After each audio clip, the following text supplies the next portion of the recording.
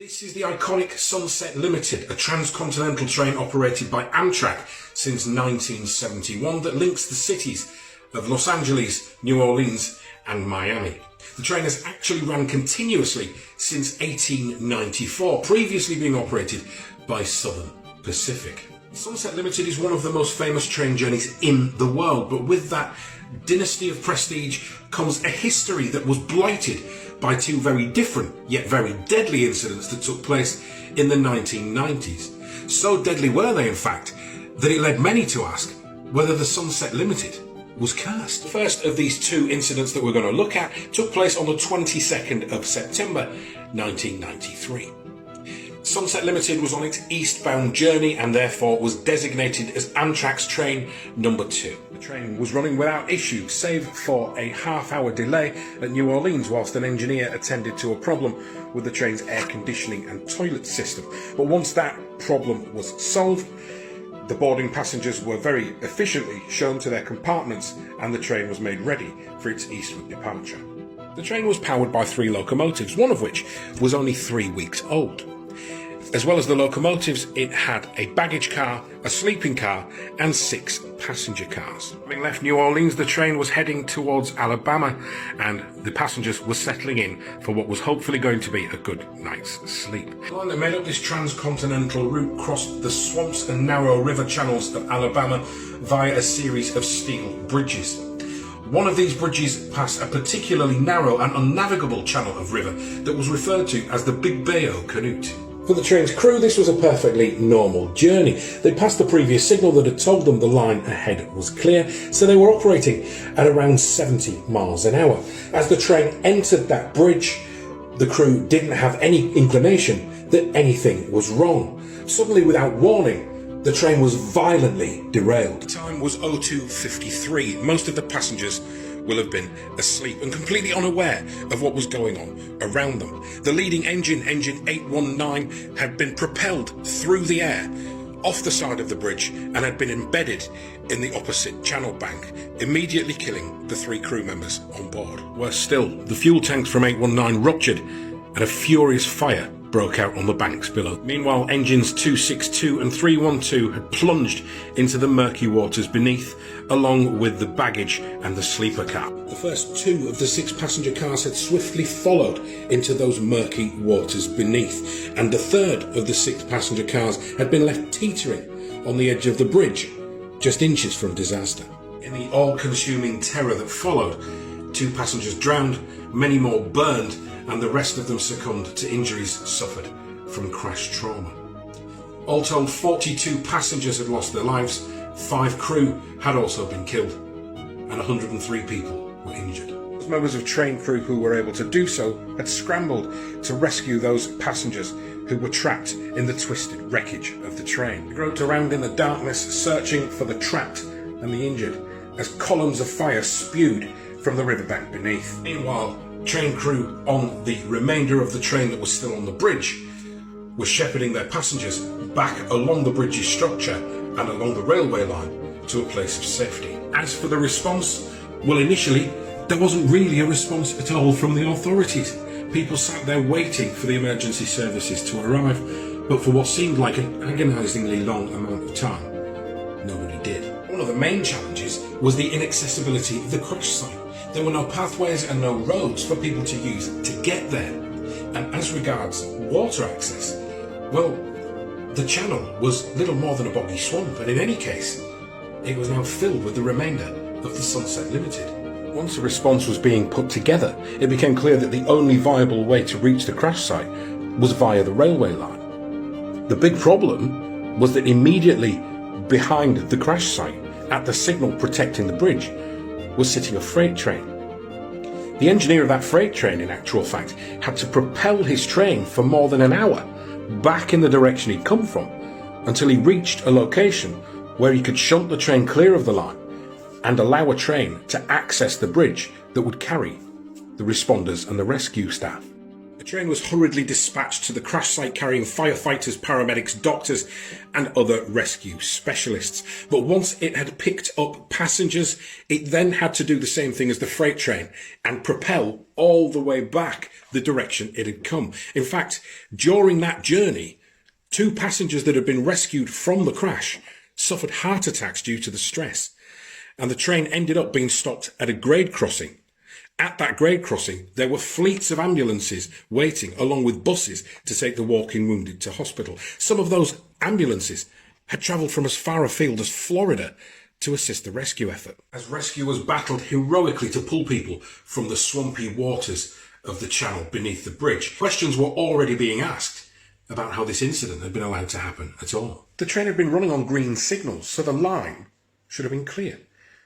There was no report of any damage to the infrastructure, nor of any other operational problems, and there were no suggestions that any of the locomotives had suffered any kind of operational or catastrophic damage. So what had caused the train to leave the tracks, especially at such a critically vulnerable and dangerous point? As the inky night gave way to that sweaty Alabama sunrise, the cause of the incident started to become very clear.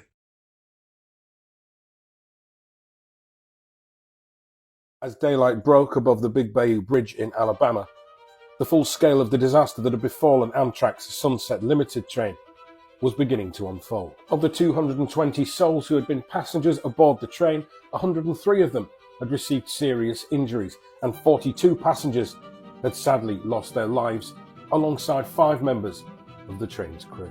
With rescue and firefighting efforts in full swing, investigators were arriving on scene and were keen to find out what had caused things to go so spectacularly wrong. The trail of clues followed by investigators were leading them away from the behaviour of the train itself and down to the waterway beneath what was left of the bridge. In the hours leading up to the incident, a towboat by the name of Movilla was pushing a group of 6 barges heavily laden with coal and raw iron.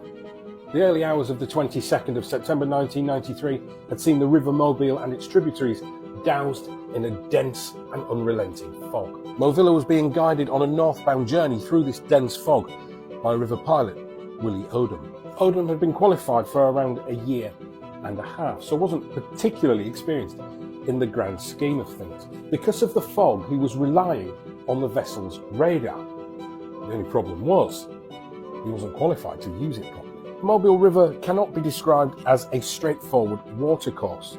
It has a series of tributaries, feeder channels and turnbacks that could very easily confuse an inexperienced navigator, especially in adverse weather. Pilot Odom believed that he was following the course of the River Mobile. However, he took a wrong turn. Odom believed that he was following the course of the main river, and as such, guided the vessel to the port side. The port side turn that he was looking for was hundreds of meters further along the river. As a result, he didn't realise it, but he found himself heading down the Big Bayou and straight for disaster.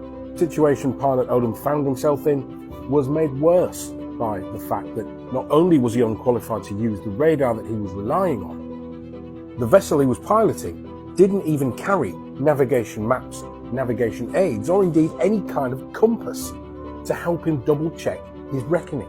As the Movilla made its way down the Big Bayou, Pilot Odom ordered 2 of the deckhands to jump onto the banks of the channel and try and find a tree that was big enough to secure the vessel against, because the fog was just becoming unmanageable. Visibility by this point was so bad that Pilot Odom couldn't even see the bow of his own towboat. Odom continued to peer into the duvet of fog that hung in the air. Looking at the radar, he saw that there was something in the river ahead of them. Earlier in the journey, he'd yielded to a faster moving vessel to allow him through. And because he still thought that he was on the main watercourse of the Mobile River, he was assuming that they'd caught that vessel up, and that vessel had moored itself to wait for the fog to pass, just as Pilot Odom was planning to do. As the vessel continued its journey northward, Odom became increasingly concerned about the safety of the deckhands he'd ordered to go onto the riverbank to look for something to moor the boat to. After all, the visibility was just as bad on the bank as it was on the water. He didn't want them accidentally tripping and injuring themselves. And whilst he was concerning himself with their welfare, to his horror, As he looked back out of the window of the wheelhouse, the central support of the Big Bayou Railway Bridge lurched from the darkness. Odom had no time to react, and before he knew what was even going on, the first of the 6 barges that the Movilla was pushing smashed into the central support of the railway bridge. The force of that collision snapped the tow lines between the Movilla and its barges. The towboat was pinned against the bank by its own vehicles. In the fog and the confusion, the crew of Movilla didn't even know what was happening, let alone what was best for them to do. Up on the bridge above, the force of the collision had pushed part of the structure almost a metre northward, and this had resulted in a massive buckle to the railway line that was laid across the bridge. With panic reigning and fog surrounding them, they heard the sickening sound of a train approaching. The Sunset Unlimited, running on clear signals, had entered the bridge at 70 miles an hour, and the engineer wouldn't have even had a chance to see the buckle in the rail, never mind react, as the train struck the track defect at full speed. The confusion in pilot Odom's mind must have been overwhelming. At that point, he probably started to realise that he wasn't where he thought he was, but he'd probably been unable to work out exactly how he got there.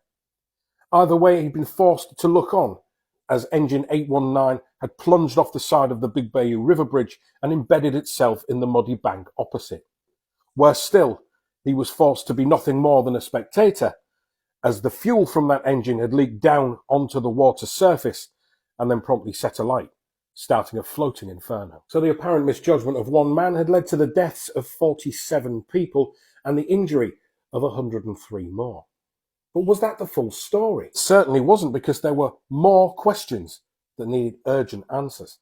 For example, if the bridge had been damaged and the railway line compromised, why were the signals still green? NTSB investigation swiftly found itself expanding beyond which decisions were made in the wheelhouse of Movilla and onto the behaviour of the bridge itself. Towboat Movilla had been closely involved in the chain of events that had resulted in the derailment and fatal crashing of the iconic rail service Sunset Limited. The vessel's pilot, Willie Odom, was immediately aware of the fact that his actions had led to the deaths of 47 people. But by no means was this the full story. The bridge had simply not stood up to the collision in any way, shape or form, the type of way that they would expect it. And this was because when the bridge was originally installed, it was intended to be a swing bridge. You see, there was an original plan that river traffic would be using the Big Bayou waterway in order to avoid quite a sweeping curve in the Mobile River, but that plan never materialised. However, the bridge had been put in place, but the plans to install the swing mechanism were just simply abandoned. Swing bridges are usually composed of a number of distinct and separate parts. You had the supports on each end and the central pillar, but in the middle there was the section that was meant to swivel out of the way to allow taller or larger vessels to pass through. Normally, the part of the bridge that would be earmarked for the swinging or the swivel mechanism would be secured to the rest of the bridge in order to upgrade the structure's overall strength and reliability. Because not only was the bridge abandoned in terms of its swing capability, the waterway was closed to all river traffic. Shockingly, when the railway was installed over the bridge, because those separate sections hadn't been individually secured, the railway was put on top of concrete and steel supports and literally just laid over the unsecured length of the bridge. So the bridge has been abandoned in terms of its swivel capability, but it hasn't been secured because the waterway over which it stands has been abandoned for boat traffic. Because that waterway had been closed to boat traffic, the decision was taken not to install any water-facing lights on the bridge. So this meant that as pilot Odom was approaching the Big Bayou Railway Bridge, there was no lighting to give him any kind of chance. As if that wasn't bad enough, usually these kind of swing bridges are fitted with sensors and monitors that raise the alarm to a control centre if the structure becomes out of alignment or suffers any kind of mechanical failure that could endanger rail traffic. This disaster wasn't even afforded that chance to be averted because of the fact the swing mechanism was never actually installed, and because the swing mechanism wasn't installed, neither were the sensors. But fear not, ladies and gentlemen, because we had one more chance to avoid certain fatal mishap. The signalling system operated on a principle known as track circuit operation. Track circuits are a way of monitoring the position of the train.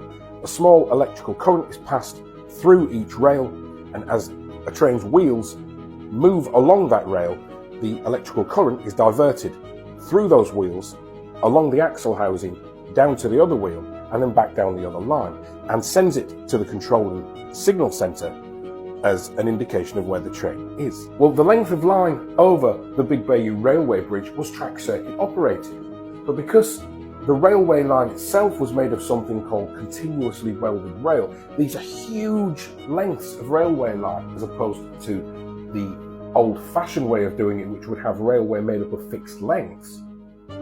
This resulted in the railway buckling when the Movilla collided with the bridge. The railway line didn't break, it merely buckled. And because it didn't physically break, it couldn't send the protecting signal from green back to danger. And there was a body of thought that had the approaching engineer of Sunset Limited seen that signal revert to danger, he may have been able to at least reduce the speed of the train. Investigators had correctly identified that the bridge had played just as much a role in this incident as pilot Odom, but they also looked at the response. Now, the collision with the bridge and the towboat took place a full 8 minutes before the arrival of Sunset Limited. To be fair to the crew, they were in thick fog. They'd collided with a structure that they weren't expecting. They weren't properly trained in the use of the radar. They had no navigational aids to help them. And their vessel was pinned against a bank by its own barges. That crew were battling disorientation, panic, and confusion. But they did eventually manage to phone the Coast Guard, or at least attempt to, because the number they'd been given by their employer had been written down incorrectly. Eventually, the Coast Guard and the emergency services were summoned to respond to the incident, but the confusion in the messages that were passed meant that the emergency services, at least initially, attended a bridge that was 10 miles away. Now, the Movilla and her crew, to its credit, actually rescued over 20 people from the waters of the Big Bayou. The train crew set up lines of people to help pull others from the water, and there were even passengers who volunteered to dive down to the stricken cars that were submerged to try and pull people from the wreckage. The most notable and in many ways miraculous rescues was of an 11-year-old girl, wheelchair-bound and suffering with cerebral palsy. She was in one of the submerged cars and was pushed and held above the surface until someone could pull her to safety, likely by one or both of her parents who were travelling with her and who sadly perished. The NTSB investigation cited the immediate cause for the crash as the collision between the towboat Movilla, the barges that she was propelling, and the Big Bayou River Bridge. The investigation also cited the design of the bridge and the failure to properly secure the segment of the bridge that was identified for the swing mechanism to be installed upon. It went further, citing the fact that whilst the Big Bayou had been abandoned to river traffic, no further measures had been put in place to prevent it being entered by river traffic. There was a failure to light the structure because there was an entire reliance on the compliance of prohibition of traffic down that channel in the absence of any physical or other measure to advise mariners that they needed to keep clear. It also turned its fire on the owners of Movilla, not only for failing to ensure that pilot Odom was adequately trained on the use of the radar, but also because there were no navigational aids on board to aid the crew. There was no thought of contingencies at all. The failure to provide these things wasn't in breach of any law. It certainly showed a lack of professional curiosity. The Big Bayou River Bridge was rebuilt and the line was reopened within 7 days of the incident happening. This is a testament to the loss, to the suffering, and to the bravery of those caught up in this awful incident, just as it is a testament to the ingenuity and determination of the engineers and hard-working rail staff that made it possible to reopen this line so quickly. Neither the owners of the Movilla nor indeed the pilot Willie Odom ever faced any legal sanction, although pilot Odom voluntarily decided that he would never take to the water again. It would be so easy to heap all of the blame for this incident upon the shoulders of one man, but that wouldn't be fair, nor would it be reflective of the true complicated and intricate nature of accident investigation and the way in which these things tend to inflict themselves upon the poor and the unsuspecting. Just as this plaque serves as a timely reminder of what can happen when things go so terribly wrong, the incident itself also acts as a timely reminder that assumption is too often the mother of serious incident. But while the sights and sounds of the accident scene were soon returned to the normal sensation of the rumble of locomotive over steel rail, just 2 years later, that iconic service, Sunset Limited, was thrust back into the spotlight again. Ask any train driver and I'm sure that they could cite to you one of many worst nightmares that they could think of. Spad dreams, fatality dreams, and one that does come up fairly consistently is the concept of driving your train at full speed through the dead of blinding night, only for that train to be derailed in mysterious circumstances. Worse still, of course, is the concept of that particular situation being brought about as the result of a deliberate act. But that seems to be exactly what happened on October the 9th, 1995, in the USA state of Arizona. At around 01:30 hours of that morning, the Sunset Limited was making its way along its booked route. It had had a slight diversion due to the effects of Hurricane Opal, but apart from that, there was nothing to report. Its 248 passengers and 20 crew were settling down for an average expected night. Many of the passengers were descending gently into a comforting night's sleep. Without warning, the brakes started to squeal, the train lurched, and people were thrown from their bunks and chairs. Not only that, the passengers seemed to have been thrown violently from a state of peace and restitude into a worsening emergency. One of those 248 passengers aboard Sunset Limited was Neil Halford. He was travelling from Oklahoma to San Diego. He told investigators about how he'd become aware of the train's brakes squealing and had then felt a huge impact which had thrown him into the seat in front. The train had been in the area of Palo Verde when its 2 locomotives, 511 and 398, and 8 of the 12 carriages had violently derailed at a speed of around 50 miles an hour. Of those 248 passengers aboard the Sunset Limited, 78 had received injuries, some of them very serious. And sadly, one sleeping car attendant, 41-year-old Mitchell Baker, lost his life. With that Arizonian dust swirling in the air, passengers began to clamber from the twisted wreckage, among them Neil Halford. Meanwhile, in the nearby town of Buckeye, Arizona, there was only one emergency dispatcher manning the night shift. Patricia Boré was employed by the Buckeye Police Department. It's a very small town, so it only has a handful of police officers, and any response on the part of the fire service and any paramedics is taken care of by a team of dedicated volunteers.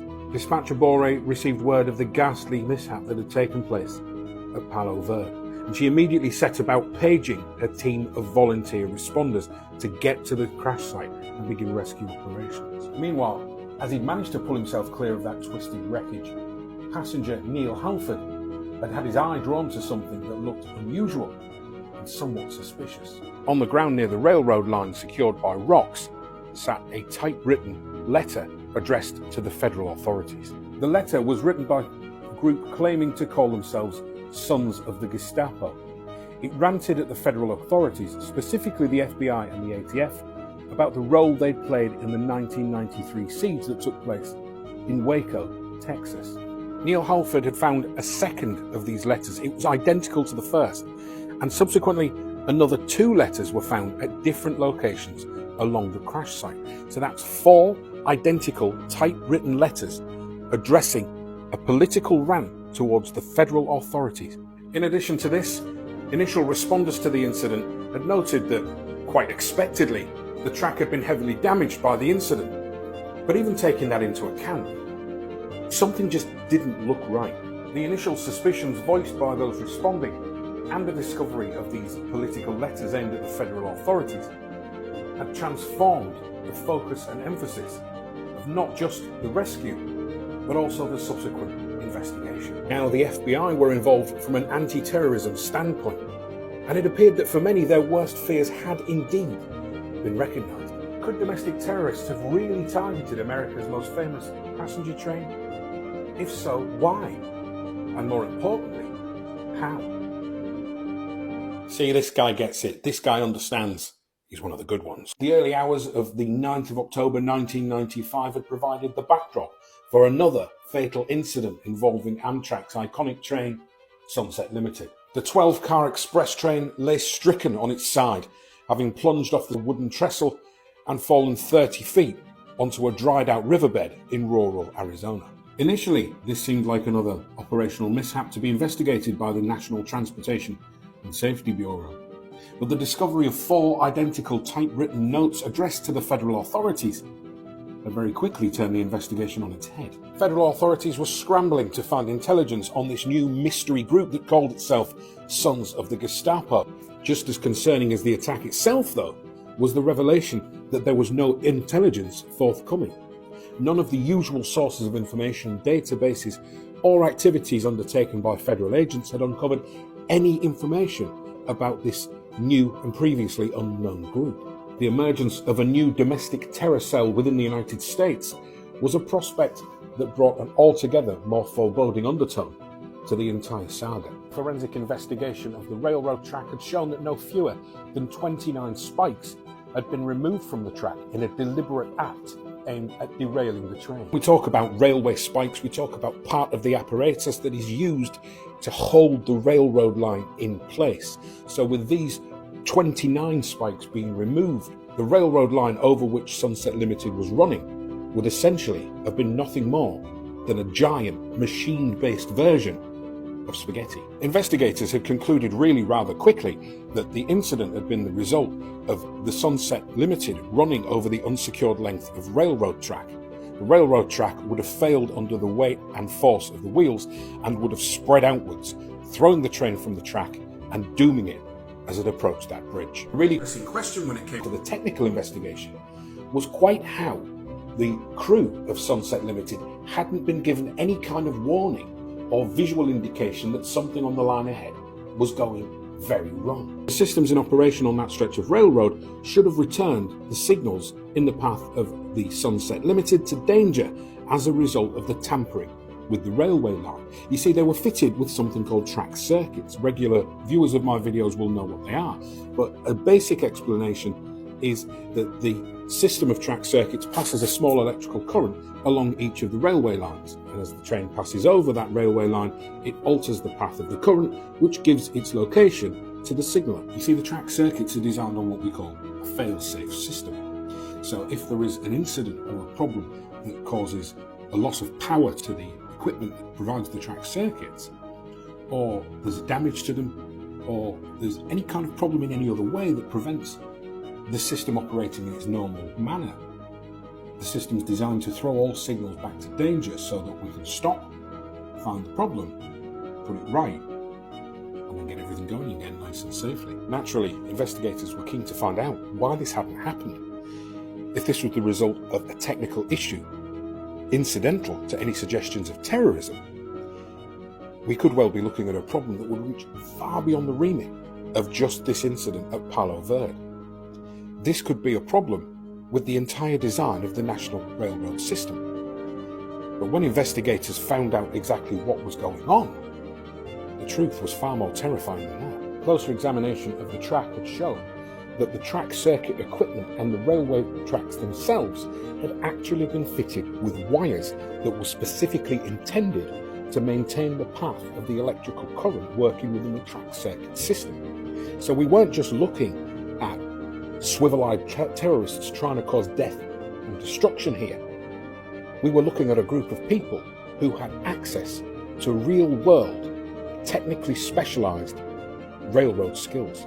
And this is a massively important piece of the puzzle, because not only were these people intent on derailing Sunset Limited, they were intent on making sure that what they'd done went unnoticed and undetected, hopefully to the last minute. And they'd done this by making sure that the electrical feed to the track circuit system was undisturbed, despite the fact that they deliberately removed 29 spikes that were securing the railroad in place. This meant in turn that the signals that were connected to the track circuit system remained green, because they worked entirely on the passage of the electrical current, because that was what gave the system the details of the next train's location. And provided the path of the current went unimpeded, The system thought the track was clear and kept the signals at green. And those green signals were exactly what the engineer of Sunset Limited saw as he approached that wooden bridge. And the suggestion was that these people weren't just taking their inspiration from ardent political theory, they were taking it from railroad history. On the 12th of August 1939, near Harney in Nevada, the City of San Francisco express train was derailed as a result of a deliberate act of sabotage with many similar characteristics to what had happened at Palo Verde. 24 people had perished in the crash that had also been publicized by a television program revisiting the incident in the weeks leading up to the attack on the Sunset Limited. Could it be that the authorities weren't just chasing terrorists? They were also chasing a gang of copycats. Investigation into what happened at Palo Verde continued on a bound and is still open to this day, as no suspect has ever been brought to justice. Sunset Limited no longer runs along that particular stretch of railroad.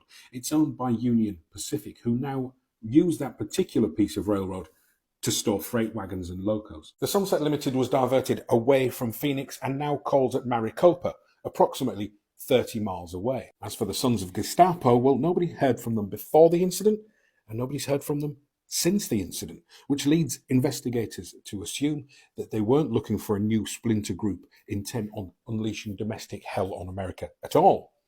They were, in fact, in all probability, looking for a disgruntled former employee, or perhaps somebody suffering a kind of psychotic issue, or even another political pressure group who'd successfully managed to subvert the authorities' investigation by striking under a pseudonym. Either way, the mystery continues to endure and confound. Sadly, the sleeping car attendant who lost his life that day, Mitchell Baker, now has no living relatives. So the only people left to stand and fight for justice on his behalf are the Amtrak police force themselves and the FBI. In 2015, the reward money for information leading to a conviction of those responsible for the derailment of Sunset Limited was raised to $315,000. Now, as far as I can ascertain, this reward still remains open to anyone contributing information that could lead to the arrest and conviction of those responsible. Yet still, despite the passage of time, no answers are forthcoming. And as more time goes on, it seems increasingly unlikely that the mystery of Sunset Limited will ever truly be solved. So what do you think of the story? Let me know in the comments. And when you have a moment, have a look at the rest of the Sunset Limited playlist, because the Sunset Limited has a checkered history of tragedy, loss, and sheer bloody bad luck. Thanks for watching.